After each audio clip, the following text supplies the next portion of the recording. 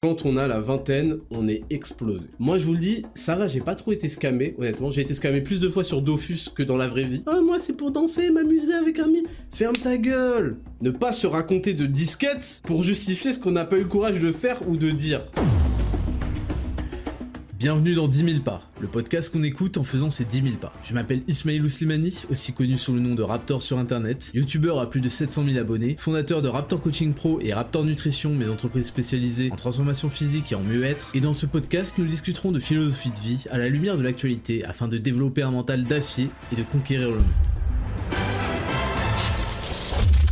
Salut à toutes et à tous et bienvenue en 10 000 pas saison 2, le podcast le plus réel du game, le plus authentique du game, le plus écouté du game, le plus long du game, le plus intéressant du game et aujourd'hui également le plus instructif du game, le plus vingtenaire du game. Aujourd'hui c'est un épisode spécial, vous m'avez reconnu à ma voix exceptionnellement agréable à écouter, je suis le Raptor et on se retrouve pour un épisode spécial en ce dimanche 28 janvier 2024. Épisode spécial. Les deux premiers, je les rappelle, c'était comment glow up dans la vie, avec un guide complet là-dessus, et un guide complet sur la santé mentale. Ils sont tous les deux super importants, et aujourd'hui vous allez voir que ça va être encore un épisode masterclass qui va, je l'espère, vous aider énormément. Si vous avez la vingtaine, si vous l'avez dépassé, vous avez forcément des choses également à apprendre là-dedans. Et j'ai pris du temps à vous faire une liste de 30 choses, je savais pas que j'avais pas pour objectif de tomber sur 30 choses, mais à la fin, quand j'ai compté, on était à 30 choses que j'aurais aimé savoir tout simplement quand j'avais 20 ans et que j'ai apprises au fur et à mesure de ma vingtaine et parfois des choses que j'ai apprises, heureusement pour moi, très tôt et que j'ai mises en application et qui m'ont permis de devenir l'homme que je suis devenu aujourd'hui à 30 ans. Et je voulais vous faire cette liste parce que je suis pas sûr que vous la trouviez ailleurs. Et je sais que ça vous sera utile et ça peut changer vraiment vos vies et surtout vous donner confiance en vous. Parce que vous allez affronter beaucoup d'épreuves dans cette décennie précise et malheureusement, on a vite fait de gâcher notre vingtaine et elle ne reviendra jamais et elle est tellement cruciale et elle peut vous permettre de prendre tellement d'avance dans la vie que j'ai voulu vous faire un épisode dédié à ça parce que je veux vraiment que vous déchiriez tout et c'est pour ça que j'ai 30 points. Croyez-moi, ayez confiance, ne vous laissez pas impressionner, intimider, vous êtes sur la bonne voie, et je vais vous en faire tout de suite la liste. Appliquez tout ce que je vous dis, et tout va bien se passer.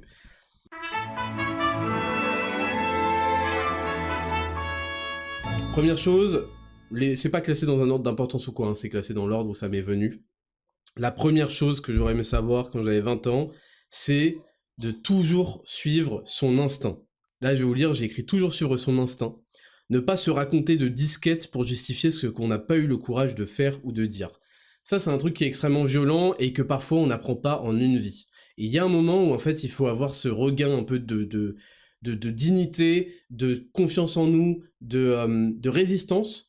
Et je rappelle que c'est des qualités qui sont mises à mal aujourd'hui dans la façon dont on est éduqué à l'école, sans faire le Jean-Michel, ouais, l'école c'est de la merde, etc. Mais c'est une façon dont on est éduqué, une façon très passive, une façon où on accepte, où on se fait marcher dessus, où on ne dit rien, où on n'ose pas, etc. Et en fait, à force de pas oser, on construit pas de personnalité, tout simplement. Et très souvent, quand on est jeune, on a peur de faire pitié. On a peur que les gens nous trouvent chelous. On a peur, en fait, en réalité, d'énormément de choses. Et parce qu'on se retrouve enfin un peu dans la vie, dans la vraie vie. On n'est plus chez ses parents, la plupart du temps, etc., etc. Et souvent, en fait, moi, j'ai cette expérience-là de la vie et beaucoup de gens, c'est que notre instinct va nous dire ne fais surtout pas ça, ne va surtout pas dans cette voiture avec des inconnus, ne monte pas dans cette tram de métro parce qu'il y a des gens chelous, ne fais pas ça. On va se dire que là, ce qu'on est en train de faire, ça va nous mener à des trucs mauvais. On n'a pas envie de suivre tel. Et on va quand même le faire, alors ça peut être, c'est assez global, hein. Là je vous ai pris des exemples qui sont assez parlants, et je vous assure qu'il faut que vous appreniez à réavoir de l'instinct, et que vous appreniez à refaire confiance à votre instinct. Et ça c'est quelque chose de très difficile, parce que pour des raisons sociales, hein, et puis pour des raisons de... parce que en fait on vous a appris à la fermer, à pas dire ce que vous voyez, à pas dire ce que vous pensez, c'est de la psyop, hein, c'est de l'opération psychologique, vous êtes complètement conditionné à à étouffer votre pensée, votre esprit, votre instinct. Et ça, c'est un problème majeur dans la vie et qui, moi, m'a joué beaucoup de tours. Parce qu'en fait, après, vous vous embarquez dans les choses où vous n'avez pas osé vous faire confiance. Vous avez senti que ça puait la merde, mais c'est trop tard, vous vous êtes embarqué dedans. Et ça, c'est un énorme problème. Donc, je vous invite vraiment à ressentir votre instinct, à faire confiance à votre instinct et à suivre votre instinct. Et ça nous amène tout de suite sur le deuxième point, qui est apprendre à dire non.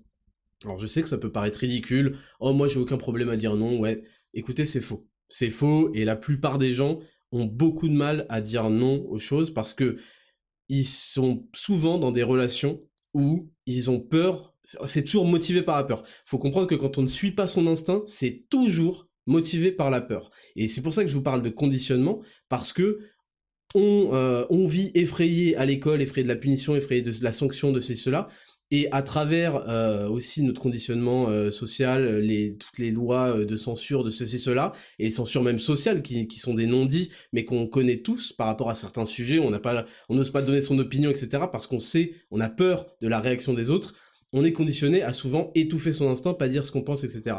Et il faut savoir apprendre à dire non, et ça, c'est aussi des choses qui m'ont joué énormément de tours, et c'est comme ça en fait, on a la boule au ventre, on n'ose pas passer pour le mec chelou, on n'ose pas passer pour le mec qui fait chier, on n'ose pas passer pour ceci, cela, et il faut absolument apprendre à mettre de côté ça, à suivre son instinct, et à dire non quand on a envie de refuser. Parce qu'en fait, souvent, je vous le disais au début, on entre dans des relations, qu'elles soient amicales, qu'elles soient amoureuses, etc., où on a peur de perdre, de mettre à mal, de gâcher, même professionnel, hein, de gâcher cette relation en refusant.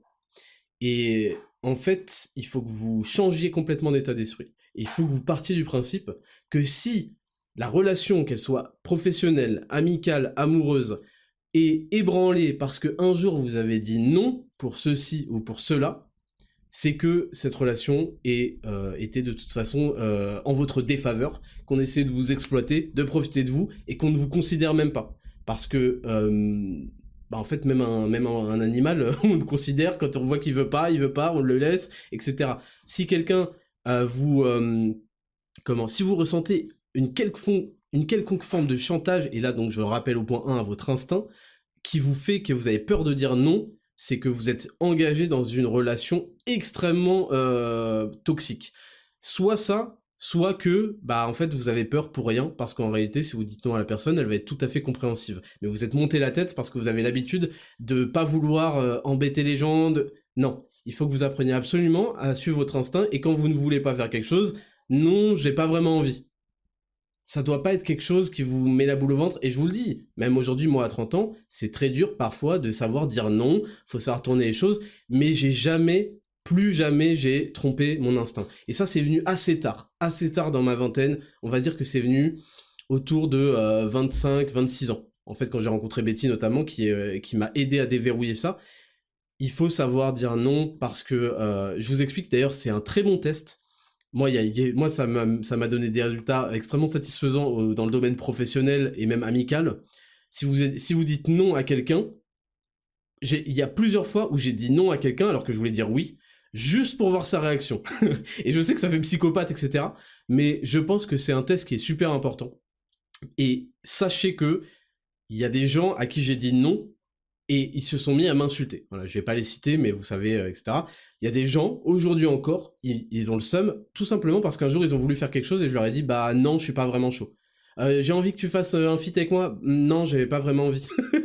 Et c'est pas forcément violent, je l'ai pas dit méchamment, mais tout de suite, ils sont devenus très très très très hostiles, mais comme des racailles en fait, quand vous leur dites non, enfin quand une meuf leur dit non, il faut sale pute, etc. Ils sont devenus extrêmement hostiles. Et ça m'a conforté. Je me suis dit, c'est super Ismaël, là t'as suivi ton instinct, t'as eu le courage de passer tous ces trucs de malaise, etc. et de dire, écoute, non, je suis pas vraiment chaud. Et tu es conforté dans cette décision parce que le mec se comporte derrière comme une merde. Donc ça, n'ayez pas peur, il faut vraiment que vous appreniez à dire non, c'est pour le meilleur, c'est pour le meilleur. Donc ça, c'est vraiment, c'est une leçon méga importante qui est très difficile. Les gens peuvent vous dire ce qu'ils veulent, et même vous qui m'écoutez, ouais, non, c'est pas si dur de dire non. C'est très difficile parce qu'on a peur de perdre. On a peur de niquer la relation. On a peur que le mec se vexe. On a peur que ceci, cela. Attention à ça. Ça veut pas dire que des fois... bon bref. Il y a toujours des contre-exemples, mais vous avez compris. Ensuite, je vais vous les numéroter, comme ça on s'y retrouvera. En 3, j'ai mis accepter qu'on n'aura pas ce dont on rêve tout de suite. Alors ça, là, je vais parler au nom des mecs. Il faut se rendre compte d'une chose, quand on a la vingtaine, on est explosé. Qui qu'on soit. Vous êtes le descendant de Prince Charles, de je sais pas qui, vous êtes le descendant de n'importe quel clochard, qui que vous soyez, à 20 piges, vous n'êtes pas satisfait. Vous n'êtes pas satisfait parce qu'en fait, enfin, toutes les avancées que vous aviez peut-être génétiquement, vous étiez peut-être beau gosse, peut-être grand, peut-être que vous aviez des avancées en termes financiers, vous étiez le mec qui a tout, qui peut inviter tout le monde, blablabla. Tout ça, ça a commencé à s'atténuer, à perdre de sa valeur assez rapidement. Et un mec qui n'a plus de valeur n'intéresse plus personne. Et c'est pour ça que quand vous avez la vingtaine, vous êtes en dèche. Et en fait, ça c'est pour que les meufs soient au courant. Nous, quand on a la vingtaine, notre but ultime dans la vie, c'est de tout déchirer autour de 28 ans. On se dit, putain, quand j'aurai 28 ans, je serai... parce que on cherche, en fait, déjà, on est bombardé sur Instagram de tous les mecs qui ont tout défoncé. En général, ce qu'on voit, ceux auxquels on s'abonne, c'est que c'est des exemples quand même de réussite un minimum. Et on voit leur situation, on voit qu'ils ont souvent autour de 30 ans, autour de 28-30 ans, puis même les mecs balèzes. Moi je me souviens, j'allais au parc, à l'époque où je faisais du street workout là, j'allais faire des tractions et tout, et je voyais des mecs monstrueux, et ils avaient l'air d'avoir 26, 27, 28 ans, donc leur fin de vingtaine, vous voyez. Et on se disait, putain, un jour je serai comme eux, parce qu'en fait on rêve d'avoir ces marques un peu sur le visage de l'âge. Quand on a 20 piges, on ressemble à un ado, on est trop jeune en fait, on a une gueule. C'est pour ça qu'on se fait pousser la barbe. Vous prenez un mec, moi je pense que je me rase la barbe, on dirait un ado. Et c'est ça pour énormément de gens. Donc en fait, on rêve de ce moment-là où on aura eu tellement d'années d'expérience dans la muscu, qu'on aura un bête de physique, qu'on aura eu tellement d'années d'expérience aussi, qu'on sera de plus en plus charismatique, de plus en plus intéressant, qu'on aura une bête de barbe aussi, qu'on sera stylé, qu'on aura des moyens. Parce que moi je me souviens que on bandait avec un pote sur un bar à Toulouse où il y avait un peu, bon, aujourd'hui je trouverais que c'est un truc de plouc, mais bon, à l'époque je trouvais, on se disait, c'est un bar, il y a que des mecs en costume qui sont entrés dans la vie active pendant qu'on était des putains de ploucs d'étudiants, et on se disait, là ils commencent à intéresser des meufs parce qu'ils ont des moyens, parce qu'ils montrent qu'ils ont un certain truc, on était matrixés, mais c'est vrai en fait. Et en fait, il faut se détendre là-dessus. Faut pas perdre de vue ça, mais il faut accepter qu'on n'aura pas ça tout de suite. Et c'est le but de cette décennie-là. Évidemment, les choses peuvent arriver plus ou moins vite, vous avez toujours progressé, mais on peut pas avoir le physique d'un mec qui s'entraîne depuis 10 ans et qui a 30 piges. On peut pas avoir l'expérience de vie d'un mec qui s'intéresse, je sais pas, à la politique, à l'actualité. je prends pas ça... je prends pas ça pour me jeter des fleurs, c'est juste que moi c'était ça en fait. Je me souviens quand j'avais 21, 22 ans, je me disais putain, j'ai hâte d'avoir 30 piges et d'avoir pu lire plein de livres, m'intéresser à plein de choses, comprendre plein de choses, connaître l'histoire de ça, pour être tellement plus intéressant et tellement plus proche de la vérité dans mes analyses, dans mes trucs, parce que quand on a 20 ans, moi je commençais à m'intéresser un peu à la politique et tout, à l'actualité, et c'était pas la folie, j'avais des idées qui étaient pas tout à fait développées, parce qu'on manque d'expérience, etc. Donc c'est vrai qu'il faut faire avec, il faut accepter. C'est important d'accepter qu'on n'aura pas tout ce dont on rêve tout de suite et que justement, il faut qu'on mette en place les efforts pour atteindre ces choses-là et ça va être le sujet des autres points. Hein. Mais ça, c'est difficile d'accepter ça parce qu'on a vite fait de se trouver explosé et on a vite fait en fait du coup de chercher des raccourcis. Et ça, je vous invite à faire très attention à ça parce que les raccourcis, c'est très simple. Dans le domaine du physique, on a très vite fait de basculer dans le dopage. Je vous le dis, c'est de plus en plus répandu chez les jeunes parce qu'ils veulent des raccourcis, parce qu'on bande tous, c'est comme ça, on était abonné à Jeff Sed à mon époque, etc. Il y a des mecs qui ont des physiques de fou, et en fait, bon, Jeff Sed, au passage, il avait un physique de fou à 18 ans, donc c'est pas forcément le meilleur exemple, mais c'est le meilleur moyen d'aller sur des raccourcis, de se dire putain mais je pue la merde, regarde dans le miroir, je ressemble pas du tout à ça, le mec est beaucoup plus sec que moi, beaucoup plus stock et ça. En fait, ça va venir avec les années et les années d'expérience. Et ça, vous pouvez pas les court-circuiter, on n'est pas dans un jeu vidéo, vous pouvez pas payer quoi que ce soit. Et donc niveau physique, ça va vous donner des idées de dopage. Niveau financier, ça va vous faire tomber dans les pires scams. Moi, je vous le dis, ça va, j'ai pas trop été scammé, honnêtement. J'ai été scammé plus de fois sur Dofus que dans la vraie vie, quoique. Mais en tout cas, moi, c'était la grande époque, quand j'avais mon début de vingtaine.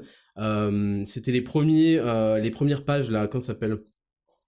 Les premières pages, là, de Chanel de vente. Il y a des gens qui utilisent encore ça, et je trouve ça lamentable. Vous savez, la page ah putain, j'ai plus le mot là. System.io, voilà, je crois que c'est ça, les trucs comme ça là.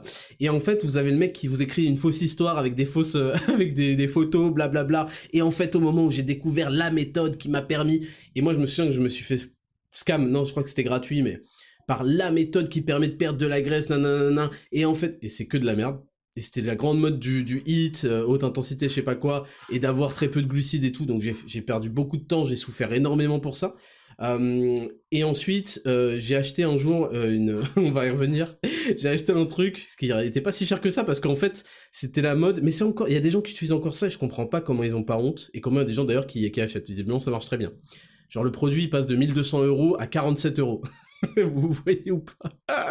La page, tu scrolles, t'as un bouton accéder, changer ma vie maintenant, je sais pas quoi, et la formation passe de 1300 € à 48 €. C'est une promotion de zinzin. Attendez, je prends un peu d'eau. Donc, je me suis fait scam une fois, et en fait, le mec t'apprenait à faire de l'argent exactement comme lui le faisait, c'est-à-dire en expliquant aux autres comment faire de l'argent. C'était la mode de fou furieux, donc ne tombez pas dans les raccourcis, acceptez que ça va prendre du temps. Ça, je vous jure que c'est important, ça paraît rien comme ça, mais c'est important de prendre son temps, d'accepter qu'on est à un certain niveau, de pas perdre de vue là où on veut aller, de kiffer chaque étape de notre progression, mais de pas être frustré parce que vous ressemblez pas à Jeff Sed ou à je sais pas qui au bout de 2 mois, quoi. C'est pas comme ça que ça va se passer. Ensuite, point numéro 4, savoir choisir et ne pas changer d'objectif toutes les 5 minutes. Ça, c'est quelque chose de difficile. Alors, il y a une métaphore qui est bien connue, qui est celle de l'âne qui transportait du foin et de l'eau. Et en gros, à un moment, il a faim, il a soif, il est dans le désert.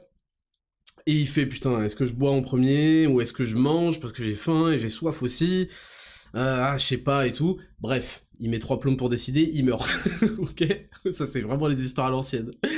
Ça finit toujours comme ça. En gros, la conclusion, ce qu'il faut comprendre, c'est que il faut savoir se décider, c'est-à-dire qu'il faut savoir choisir si vous allez boire tout de suite, si vous allez manger tout de suite, et il faut aussi apprendre à savoir faire les deux. Et ça, c'est des gens qui disent, ça va répondre aux gens qui disent souvent, est-ce que je continue mes études ou est-ce que je pars en road trip ou je sais pas quoi? Est-ce que je continue mes études ou est-ce que je lance un business? Est-ce que je quitte mon taf ou pour lancer un business ou est-ce que je reste... En fait, c'est bien de se poser des questions. Il faut apprendre à faire le bon choix. Mais le bon choix doit être guidé par des bonnes raisons. Et en général, pour reprendre cet exemple-là, de est-ce que je dois quitter mon taf pour faire mon truc d'entreprise, en réalité, vous devez apprendre à faire les deux. Et vous prendrez la bonne décision le moment où votre entreprise sur le côté, avec ce que vous avez injecté comme temps et comme énergie et comme argent dedans, commencera à rapporter quelque chose qui vous permet d'être en sécurité. Et là, vous aurez vraiment toutes les options pour bien choisir. Mais ce que dit cette métaphore, c'est simplement que la pire des options, c'est de ne rien faire. Faire aucun des deux. Ni vous prenez l'eau, ni vous prenez le foin. Là-dessus, vous allez vivre dans le regret, et c'est ce que font énormément de gens. Donc, soit apprenez à faire à prendre des bonnes décisions, à faire les bons choix, en étant correctement éclairé, et avoir des bons arguments, et savoir ce que vous faites. Soit, faites les deux. Mais ne faites jamais aucun des deux ou je sais pas quoi. Faites les deux et le temps va trier lequel et vous étiez. Est-ce que je dois faire plutôt de la muscu ou de la boxe? Fais les deux. Fais les deux. Fais les deux et puis tu verras dans 2 semaines s'il y en a un qui te saoule, s'il y en a un que tu kiffes. Fais les deux ou juste, bon c'est pas si grave que ça d'en faire que un pour l'instant, mais il faut surtout pas se dire j'hésitais entre faire muscu et boxe donc j'ai fait aucun des deux. Et aussi j'ai mis ne pas changer d'objectif toutes les 5 minutes. Ça j'en ai déjà parlé plein de fois.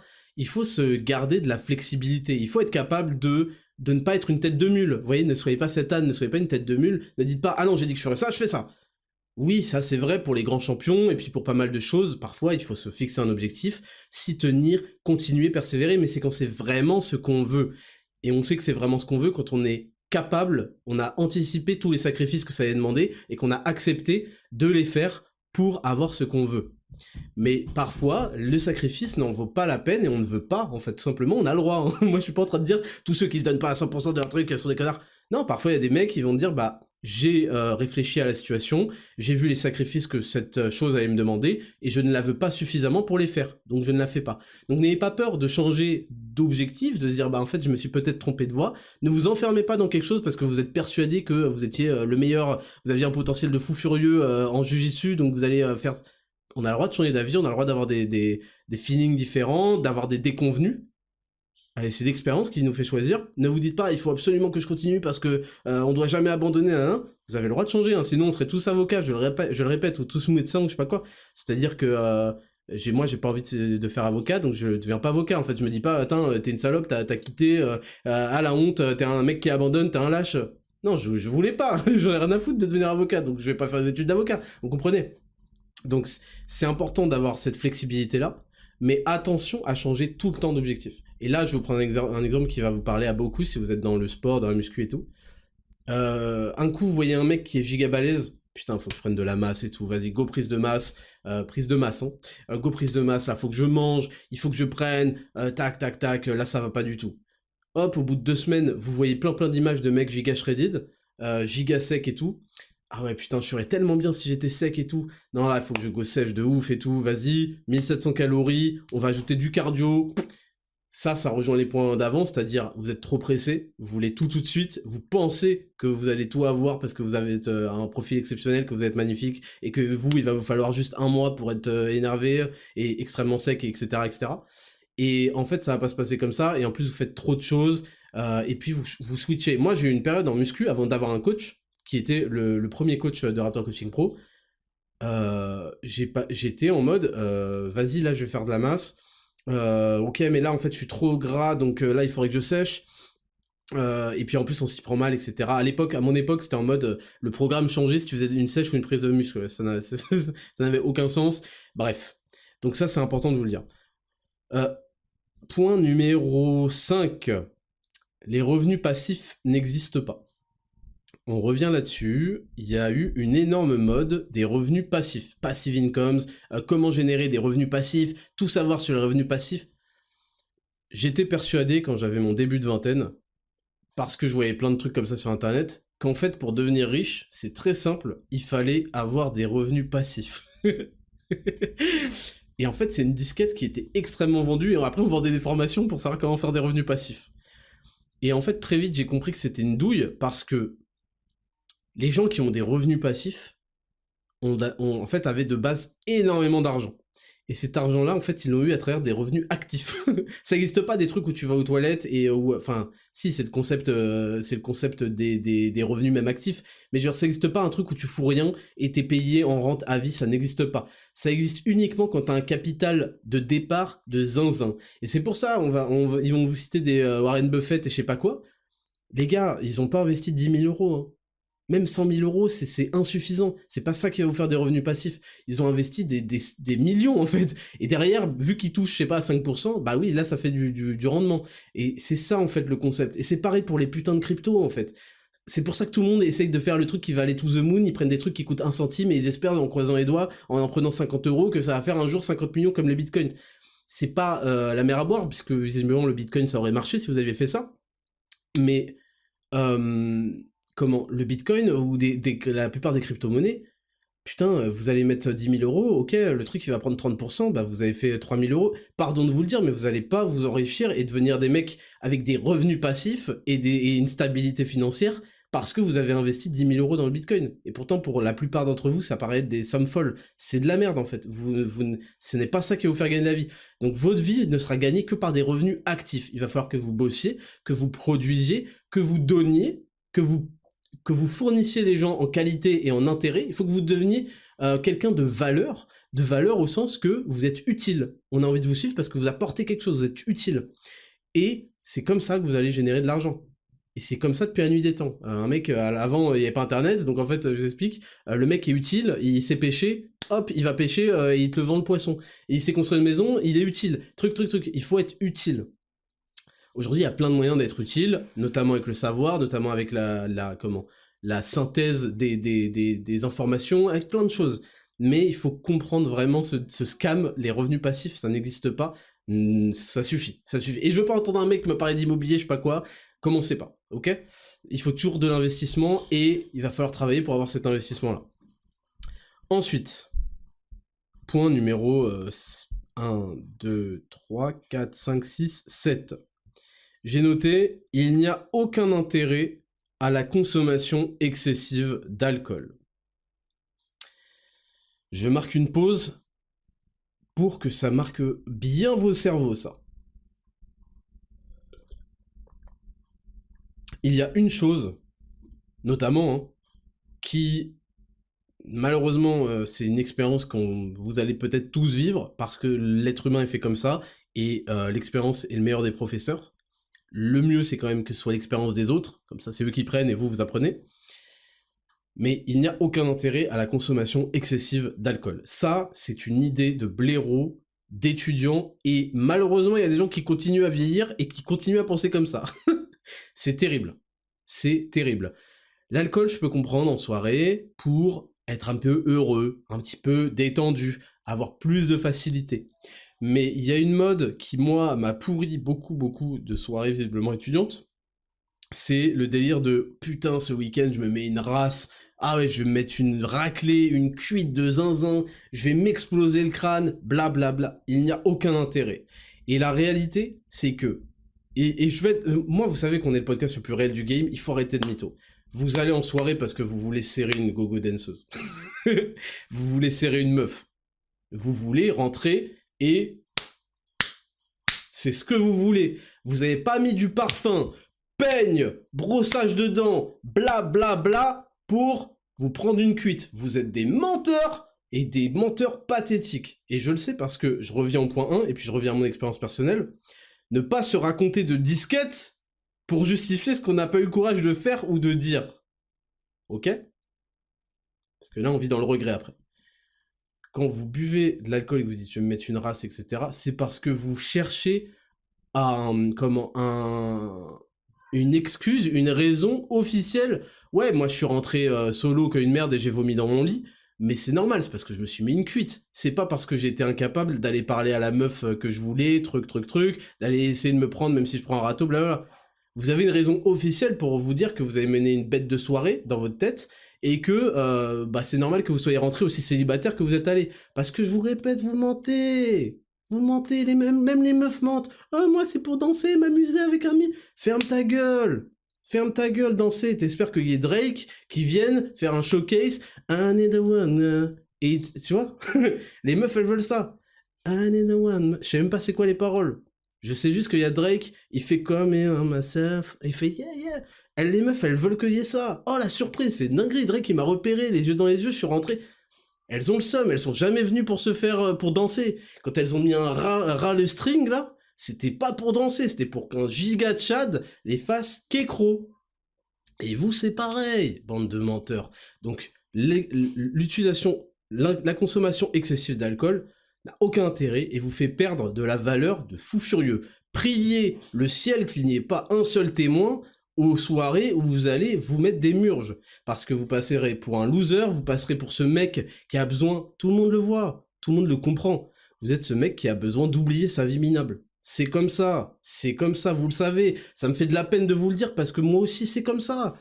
C'est des passages limite suicidaires de notre vie. On y va parce qu'il y a un problème dans notre vie. Personne n'a envie de perdre connaissance avec de l'alcool et pourtant, c'est ce qu'ils font. Et c'est donc... Apprenez bien à gérer votre quantité d'alcool pour qu'elle soit juste, si ça vous fait plaisir, que ça vous désinhibe un petit peu, que ça vous met en joie. Ok, on est pompette de spi, mais attention parce que ça... Bon, au-delà il y a quand même une marge entre pompette et excessive.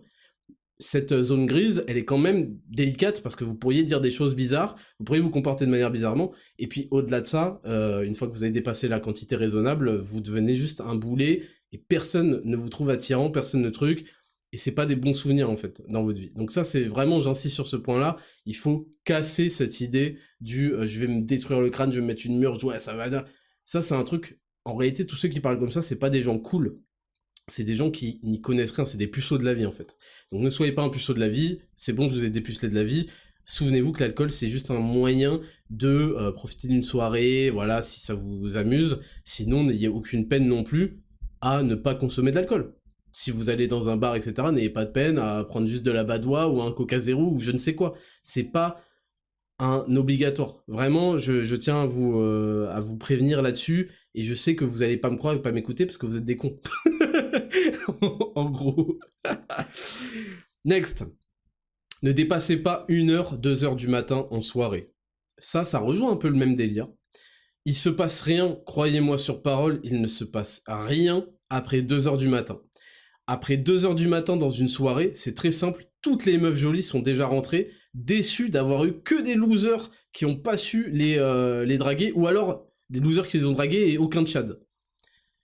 Donc, ne tardez jamais après 2h du matin. Simple, après 2h du matin, c'est des afters qui finissent en drogue, en trucs chelous, ou de la loose, jusqu'à ce que les mecs, on leur dise, s'il vous plaît, en fait, vous voulez qu'il y ait des vigiles qui fassent, bon, s'il vous plaît, monsieur, vous sortez, là. C'est ça que vous voulez? Donc, ne finissez jamais après 1 à 2h du matin. Vraiment, je pense que 1h, c'est bon, ok. 2h du matin, si vous n'avez pas fait votre objectif de la soirée, c'est-à-dire de faire des potes, ou de vous trouver une meuf à qui chatter sur WhatsApp ou je sais pas quoi, rentrez. Rentrez parce que vous faites que baisser votre valeur, vous passez pour le mec qui sait pas quand s'arrêter. C'est ça en fait, les mecs qui sont là encore à s'exciter à 4h du matin. Moi je vais vous dire un truc, j'ai déjà vu des meufs à 3h. Bon alors vous allez me dire, mais Raptor, fils de pute, si tu les as vus à 3h du matin, c'est que tu y étais encore. Oui, tout ça, et ça je l'ai fait une fois. Alors putain, je suis en train de devenir le mec qui cache son passé. Je l'ai fait 1 ou 2 fois, pas plus. Voilà. Et justement, je me suis rendu compte que c'était un truc de clochard. Et quand j'ai vu des meufs, en fait, j'ai vu des meufs rester après 3h, 4h, toujours célibataires. Mais ça veut dire que vous êtes... C'est pas possible, votre notation sur 10, elle est flinguée. Même quand on vous met des points en bonus parce que vous êtes des meufs, ça marche même pas. Et en plus, votre genjutsu de maquillage, il commence vraiment à faiblir dans ces zones-là. Donc 2h du matin, les mecs, je veux pas vous voir en soirée. Vous avez échoué, on rentre, vous avez une capote dans la poche, c'est tant pis pour vous, vous êtes lamentable. Ok? Point numéro 1, 2, 3, 4, 5, 6, 7, 8. Point numéro 9. Faites-vous désirer. Pareil, ça rejoint ça. C'est important d'aller aux soirées, d'aller aux événements, mais il faut pas aller à toutes les soirées, à tous les événements. Il faut vous respecter, parce que sinon vous allez passer pour le mec en chien qui va à tous les trucs qu'on lui propose. Tu veux un biscuit? Ah oui, oui. Tu veux un os? Ah oui, oui. Tu veux une tartine de confiture? Ah oui, oui. Tu veux un verre de lait? Ah oui, oui. Vous voyez ce que je veux dire? Ça, c'est mes toutous. Petit ours. J'ai 2 chiens, 2 charpés. Quoi que je leur propose. Non, j'avoue, ils font la fine bouche des fois. Mais vous voyez ce que je veux dire?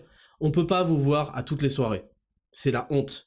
C'est la honte, parce que déjà, c'est-à-dire que vous avez jamais réussi à concrétiser l'objectif d'une soirée, c'est-à-dire de rentrer avec quelqu'un.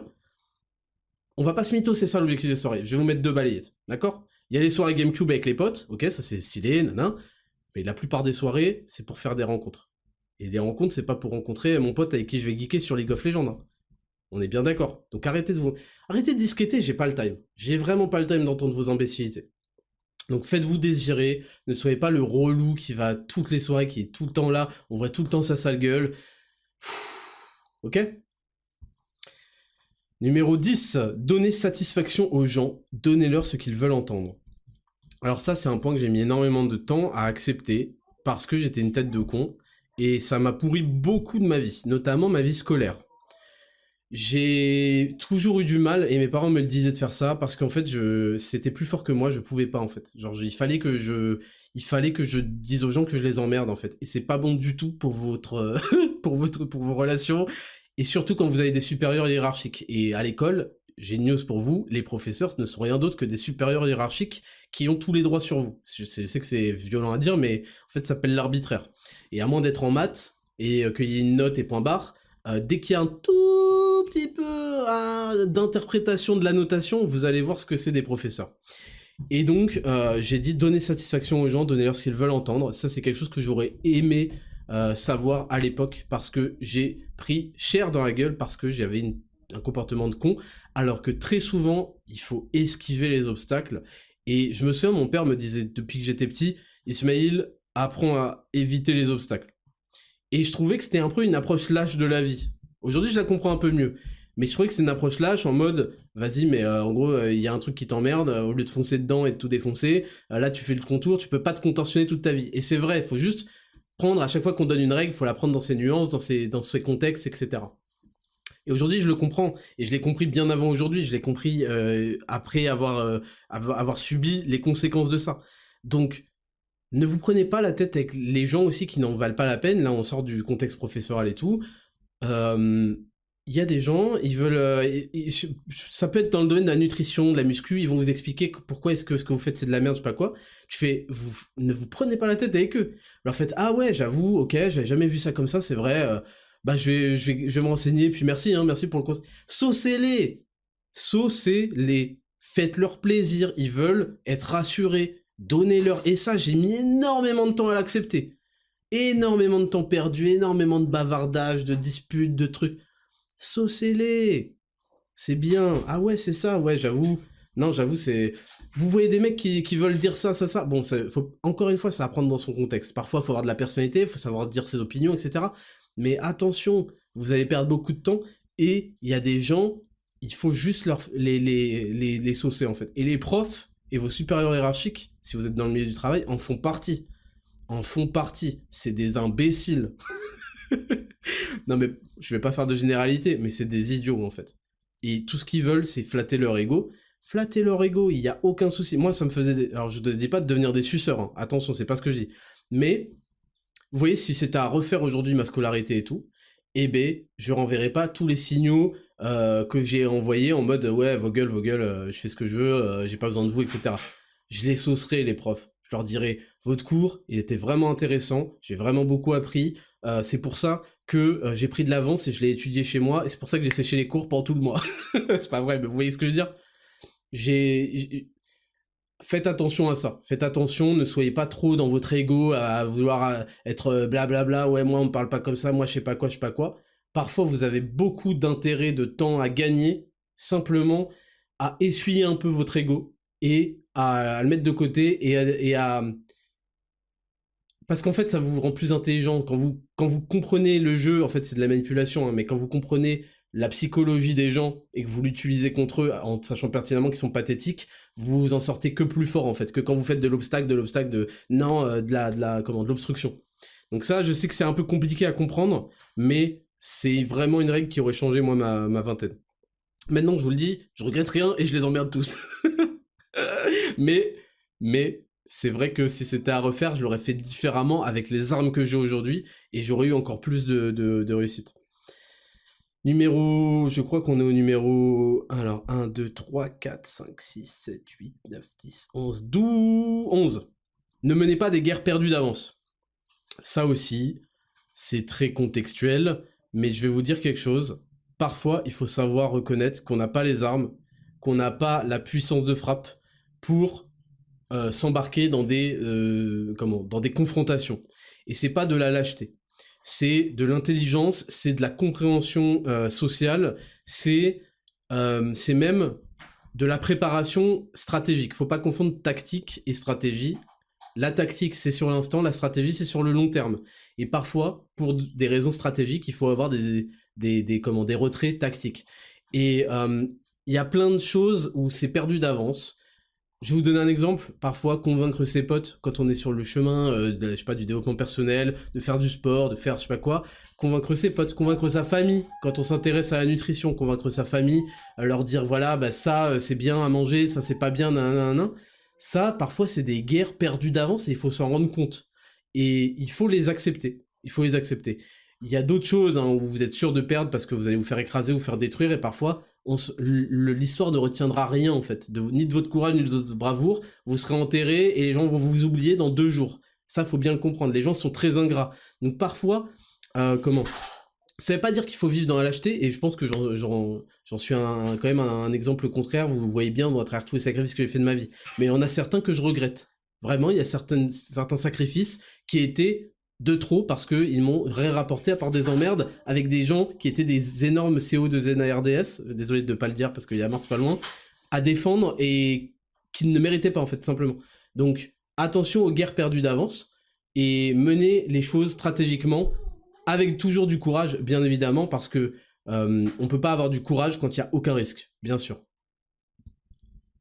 Point numéro 12. Ne partagez pas vos nouveaux délires avec vos potes. Soyez silencieux, travailleurs, intelligents et laissez parler les résultats. Ça, c'est vraiment fondamental. Je pense que je vous en ai déjà parlé à plusieurs reprises, mais moi, ça a marqué ma vingtaine. J'ai eu 2 phases dans ma vingtaine, une qui arrivait assez tardivement. Bon, vous savez aujourd'hui que j'ai 30 ans, j'ai peut-être oublié de le dire, pour s'il y a des nouveaux. Parce que je vous invite évidemment à partager ce podcast-là, cet épisode-là en particulier, si vous voulez aider des gens auxquels vous tenez. Il y a eu une phase qui a pris, on va dire, de 20 à 27 ans. Et comme par hasard, j'ai eu les plus de progrès quand j'ai plus répété cette erreur-là. On a tendance, quand on est très excité par une nouvelle chose dans notre vie, qu'on va mettre bientôt en place, qu'on est en train de mettre en place, etc., à vouloir le partager, c'est normal, avec nos potes. Et on partage beaucoup d'excitation. Et le problème, c'est que qu'est-ce qui va se passer? C'est simple, il y a 3 cas possibles. Soit ils sont super contents pour vous, super excités, nan. Bon, à la limite, bon.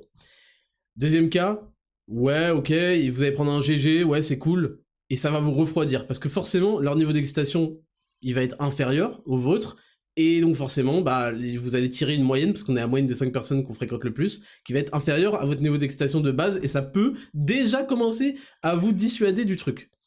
Ou troisième truc, bah, ils s'en foutent complètement, ils sont pas chauds, ou ils vont vous dissuader du truc, et ça c'est horrible. Donc ça n'amène jamais des bonnes choses. Je vais pas dire que ça amène tout le temps des mauvaises choses, mais ça amène jamais des bonnes choses. Et pire encore, c'est que là vous venez de vous tirer une balle dans le pied, parce que mettons que vous changez de délire dans pas longtemps, vous avez appris quelque chose, votre expérience a fait que vous vous êtes dit que c'était pas la meilleure chose finalement. Bah en fait, à un moment, vous allez reparler à vos potes, et en fait, ils vont vous dire, mais c'est qui ce mec qui fait un truc? Il est tout excité, 2 semaines plus tard, il veut plus le faire. Vous allez avoir la réputation du mec qui fait des trucs, qui est excité, et qui les abandonne parce qu'il a pensé à autre chose, nan, nan.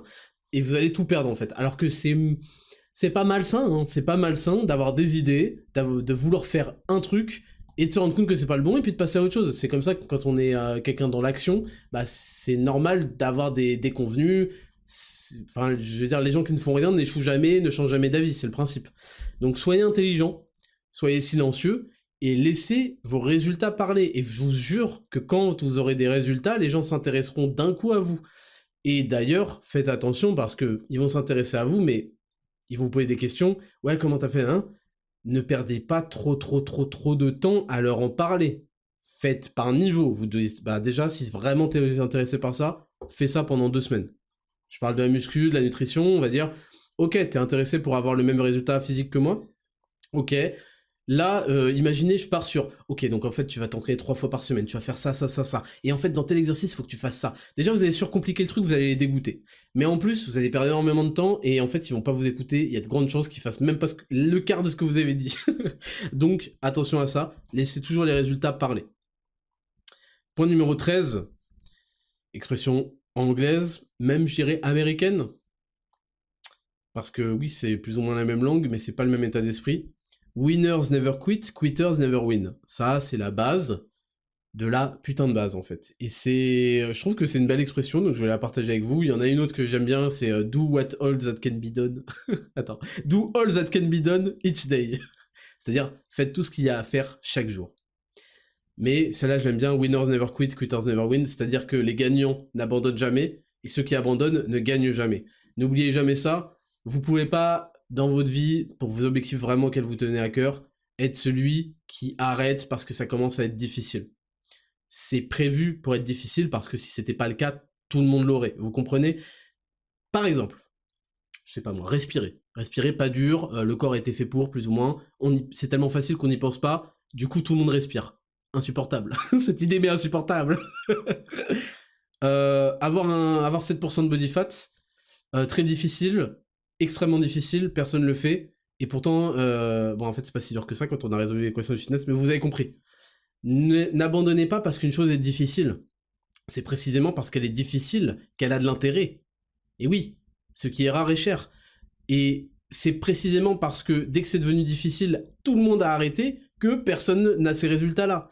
Donc quand vous faites une chose et que vous vous rendez compte à un moment que c'est difficile, je vous dis pas ce que les Américains vont dire en mode no pain no gain là. Continuez, ne forcez, nanana.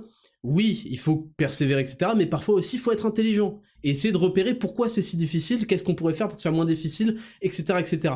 parce que oui, dans la vie, on fait des choses qui sont difficiles parce que les standards sont pourris, mais on pourrait les rendre un peu moins difficiles que ce serait encore mieux. On est bien d'accord. C'est quand même mieux de rendre quelque chose qu'on veut un peu moins difficile que de forcer en mode plus c'est dur, mieux c'est.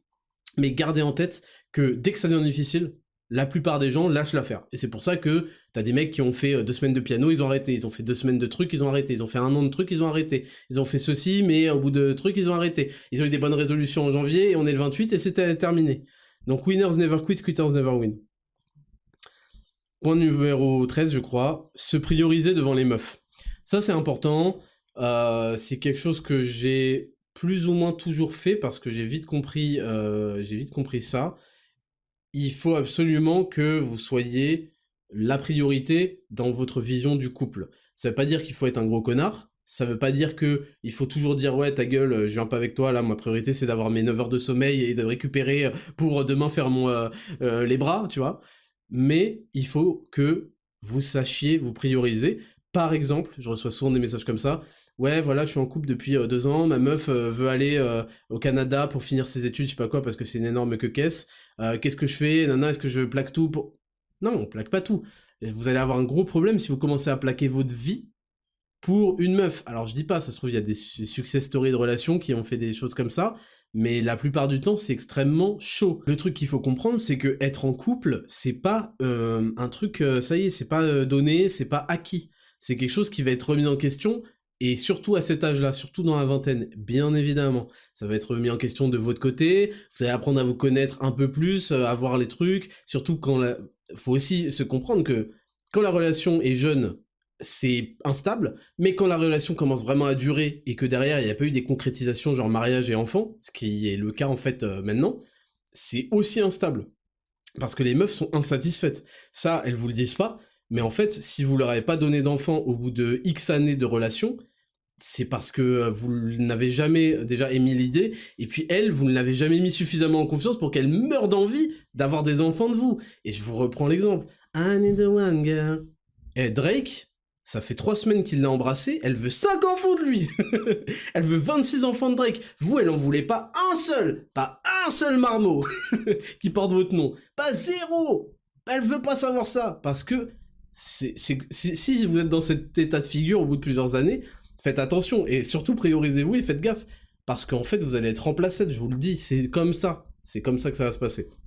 Donc, quand vous avez la vingtaine et même dans votre vie, il faut que vous vous priorisez un minimum et que vous soyez pas son chien-chien, que vous soyez pas son toutou, que elle vous traîne pas en disant ouais moi je veux ça, moi je veux ça. Surtout pas, et faites très attention aux relations comme ça, de chantage, de je sais pas quoi. Priorisez-vous parce que vous allez gagner de la valeur. C'est pas pour faire des discours à la con genre les femmes perdent de la valeur après 17 ans.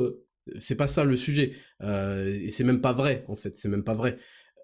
Mais vous allez faire que gagner de la valeur, ça c'est complètement vrai. Si vous faites les bonnes choses, vous êtes un clochard à 20 piges, et vous êtes un Tchad à 30 piges si vous avez fait les bonnes choses au bon moment. Un giga Tchad même. Donc, priorisez-vous parce que derrière, vous mériterez une meuf qui, elle, vous respecte, et en fait veut être derrière vous, veut que vous la lidiez, que vous soyez un conquérant, et veut être à vos côtés dans cette grande piraterie. Si c'est pas le cas, c'est que vous n'avez pas encore taffé assez. Point suivant, je sais plus combien. C'est toujours sur le thème des meufs. Il faut comprendre qu'il y a 1 milliard d'autres meufs sur Terre. Et ça, je sais que c'est la base, qu'on vous l'a déjà dit, mais moi, je vais vous le répéter. Ne focussez pas sur la même meuf. Si elle n'est pas intéressée par vous, c'est ok, et ça ne dit rien de vous. D'accord ? Il y a des meufs, c'est comme ça.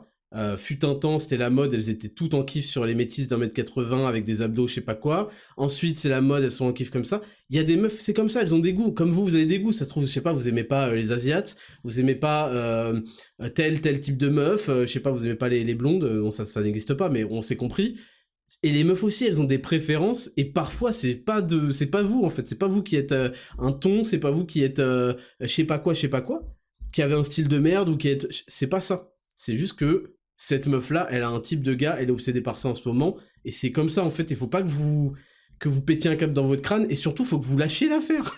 Et ça, c'est des choses, j'imagine que je suis pas le seul, mais c'est souvent quand on est plutôt au collège, Et même jusqu'à, je vous dis, jusqu'à que vous appreniez ça, que vous compreniez ça, et que vous ayez la fin de la vingtaine, et que vous, en fait, vous soyez dans une forme d'abondance, entre guillemets, c'est-à-dire que vous êtes tellement stylé que, en fait, une meuf qui est pas intéressée par vous, c'est elle qui, la pauvre miskine, c'est elle qui perd le, ne profitera pas de votre giga style, de votre giga vie de fou furieux, de tout ce que vous pouvez permettre, et de votre BGitude absolue. Donc, souvent, quand on est, ça commence au collège, en fait, on est là en mode, on est amoureux de la meuf, genre la meuf, on fait focus sur elle, etc. Et le problème, c'est que quand on arrive à la vingtaine, bah en fait, les meufs, on est focus sur la même meuf, et on n'ose pas aller la voir, et on n'ose pas ceci, cela, et elle hante nos pensées, et en fait, on la voit se taper un autre mec, puis se taper un autre mec, enfin, c'est terrible, c'est de la queuerie absolue. Donc, oubliez pas qu'il y a 1 milliard de meufs, et qui vraiment vous méritent. Elles sont très intelligentes, elles sont très mignonnes, elles sont attentionnées, elles sont attentives, et vous les avez pas encore rencontrées parce que votre cerveau est trop occupé, votre système réticulaire actif est trop occupé, focus sur cette même meuf. Et vous allez essayer de vous retrouver à la même soirée qu'elle, dans la même boîte qu'elle. Est-ce qu'elle ira là-bas? Vous allez demander à vos potes, tu sais si machin, elle ira là-bas, truc. Et non, en fait, il faut surtout pas que vous tombiez là-dedans parce que vous allez perdre votre vie et perdre des années précieuses. Et c'est pareil, une fois que vous êtes en couple avec une meuf et que ça se passe mal et que jamais vous vous séparez, next news. Je sais que c'est difficile. Évidemment, c'est difficile, ça fait mal au cœur. On se voyait déjà avec Nana, nos vacances, blablabla.